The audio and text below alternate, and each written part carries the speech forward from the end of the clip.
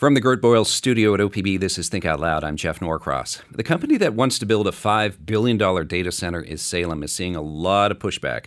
First, Oregon's governor announced she intended to cancel the sale of 32 acres of state-owned land for the project. Earlier this month, the Salem City Council held a special meeting to consider a moratorium on data centers in the city. The testimony they heard was overwhelmingly in favor of that moratorium. The company that wants to build this data center is called Veris, and CEO Nelson Abramson joins us now in the studio. Nelson, welcome to Think Out Loud. Well, thank you very much. Were you surprised by all this opposition? It's been very interesting to see how much data centers have become a topic of conversation. I've been in data centers for more than 25 years, and for most of my career, it was just not something that anybody had interest to talk about. And so it's actually been exciting to see this come to the point where it's a public conversation, and people are asking the kinds of questions that drove us to found Veris as a different kind of data center company.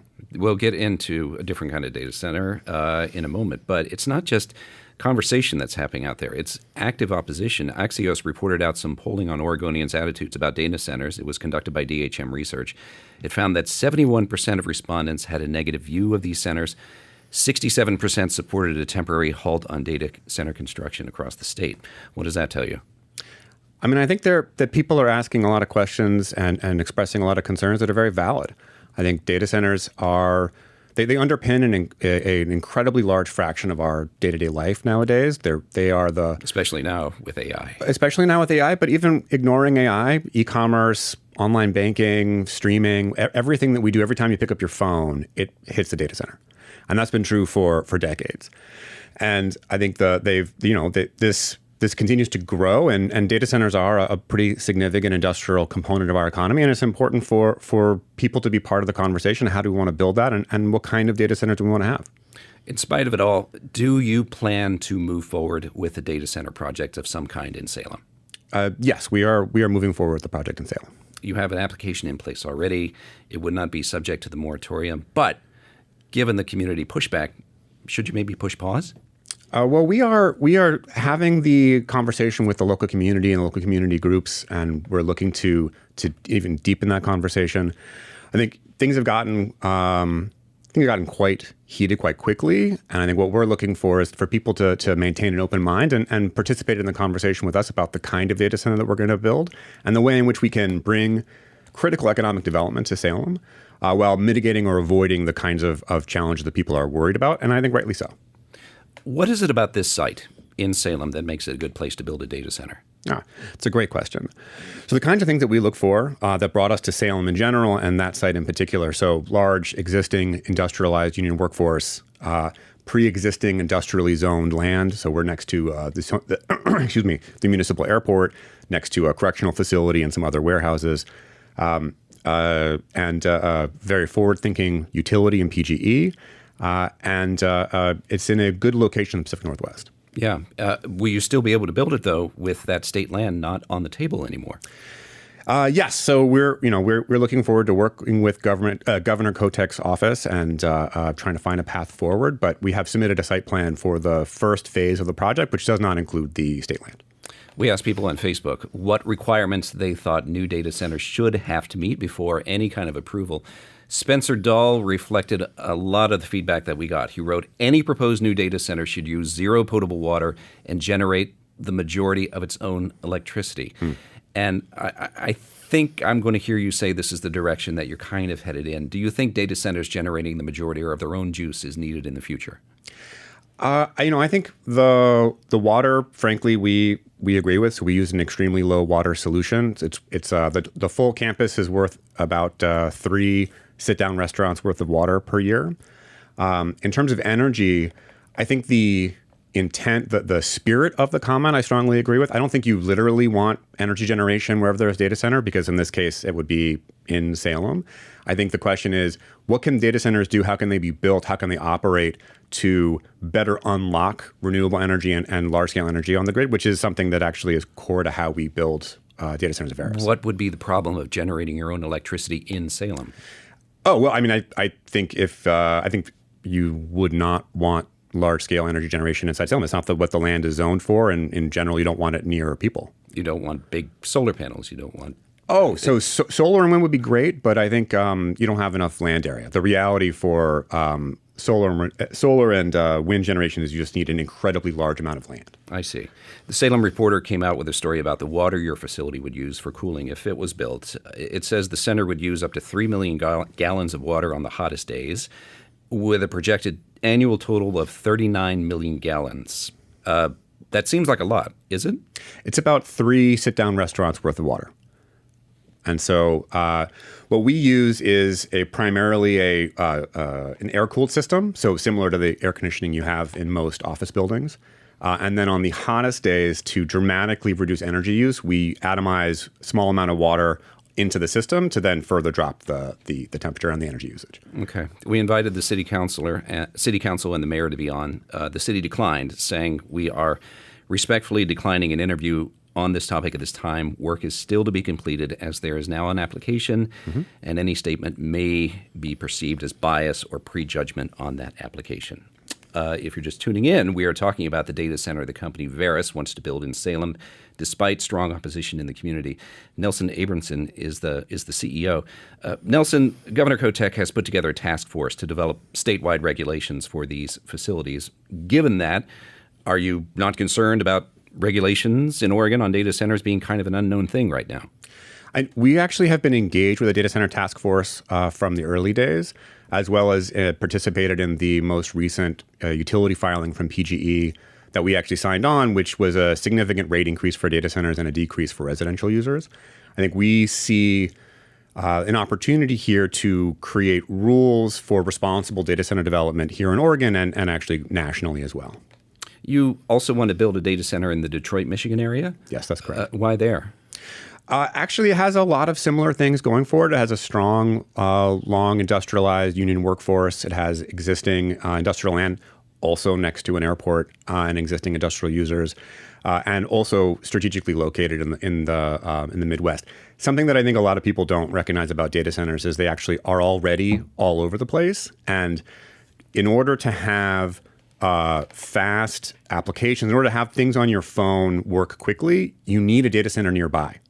And so you can't put, for instance, all the data centers on the moon, because then everything you did on your phone would be incredibly slow. And so you have to have data centers near the people who want to use the services so that it's quick. You have a speed of light problem. Yeah, you're right. Data centers are online right now, all over the place. And that's part of what's fueling the opposition, because when people think of data centers, they think of those huge facilities, especially like we have along the Columbia River in central and eastern Oregon and central and eastern Washington, for that matter. How is what you're proposing different than that?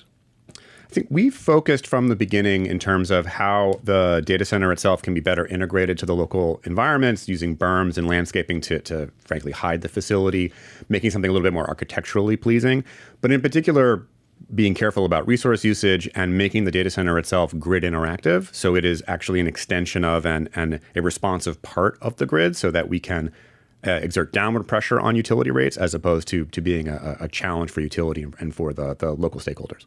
Back to Michigan for a second. The governor there, Gretchen Whitmer, called for a pledge from data center companies like yours to develop a smarter, sustainable method of putting up their facilities. And I'm wondering how that might change your approach in Michigan and might have trickle effects down here in Oregon. Yeah, actually, we were one of the original signers of the pledge in Michigan that Governor Whitmer came up with, and it's actually something we've suggested with Governor Kotek as well. And we would love to see a similar kind of pledge for responsible data center development.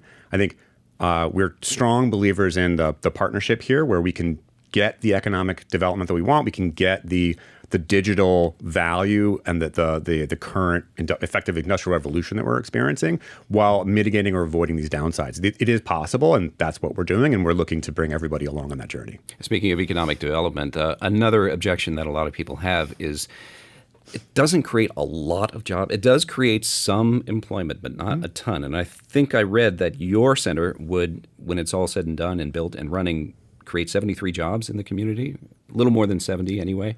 Is that a lot? Yeah, it's another really good question. I think the numbers that we're talking about are part of the base layer, so just literally us running the facility itself. And so we're projecting between 75 and 100 long-term jobs, as well as 1,000 construction jobs. And when we say construction jobs, I think people oftentimes think of that as very, very temporary. But the reality is these things take a number of years to build. And if you look in a facility like Prineville, just to quote one of the supporters that came out to talk about the facility, that it works in Prineville. They're a union carpenter or electrician, I'm sorry. And they say there's about 100 of them still working in Prineville, even though the facility's been completed for years. On top of that, you have the jobs that the tenant will bring in terms of actually running the servers themselves. And then you have a large fan-out effect of other jobs that get created and supported throughout the community through local small businesses. So I think the economic impact is actually quite much larger than it sounds. Do you foresee community benefits to your proposal? How will this help Salem? Yeah, so there's the standard impact, which is, hey, we're going to be paying a whole bunch of property taxes. We're going to be bringing a whole bunch of jobs. We pay franchise fees on the power that the facility uses. On top of that, I think, as far as I know, it is the first time it has occurred in Oregon, we are proposing a binding community benefits agreement where we agree for direct community investment as part of the development of the project. And one of the conversations that we're looking to have with local community groups and stakeholders is what are the kinds of developments that would be the most impactful, most meaningful for Salem? Because on the one hand, it's on us to have that conversation and to bring that investment, but we really need the community of Salem to tell us where is that investment going to be best impactful. Again, on our Facebook page, we asked what requirements do you think new data centers should have to meet before they are approved? Glenn Strout said, pay your full taxes, no exemptions, no abatements, strict enforceable environmental regulations for both the construction and operation of facilities, limit on number of data centers in any area or town, limit on electricity and water consumption every month. After that threshold has been passed, you must pay a steep premium for the additional resources and some sort of tangible investment in the surrounding area of the data center, like roads or trees or sidewalks, or sponsor some local T-ball or something to contribute to a local charity, perhaps. Are any of those workable for you? Yeah, actually, I think that, that whole list is I find very interesting, and I think we could go through it if we had time or have time. Mm-hmm. But I think to think about a couple of specific items, we are actually talking to the water company about specific limitations on the water itself, binding commitments. On the power, we are, as part of the most recent filing and the most recent legislative action, I think the Power Act is the name of it, we are required to pay 100% of the cost of delivering power and all the upgrades required for our facility.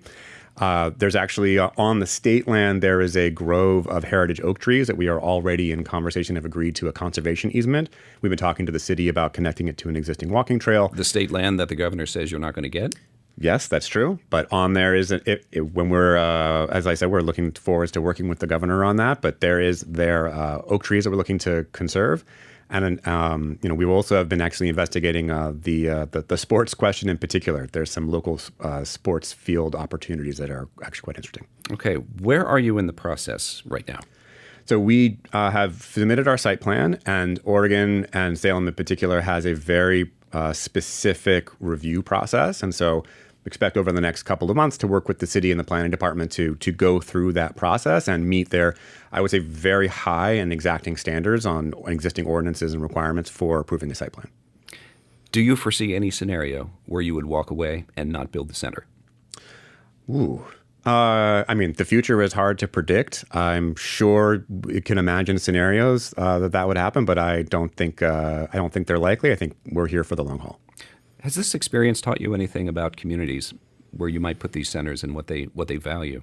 Yeah, it is actually something that we're talking a lot about, which is how can we have a deeper and more serious conversation with a broader and the broadest possible group of people as early as possible, while avoiding some of the heat that happens that can really drown out the actual conversation that we want to have. Okay. When do you anticipate this center actually going online? Probably over the next couple of years. These things, whenever you're talking about concrete and steel, it takes some time. Is there anywhere else in the country that you would like to build one? Oh, lots of places. I think... Has your experience in Salem informed how you approach those communities? It is definitely a continually evolving process. As I was saying at the top, this has just been something that people have not been interested in having a conversation about for decades while I've been working on it. And now very much everybody wants to have the conversation. And honestly, I love to talk about it. I love to involve people in it. Why do you think that is? Why do you think people are so engaged with this now?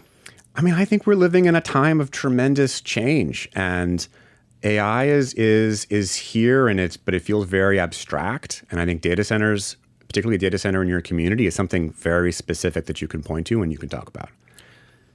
Nelson, thank you so much, and good luck to you. Well, thank you very much, Jeff. Thank you for having me. Nelson Abramson is the CEO of Veris.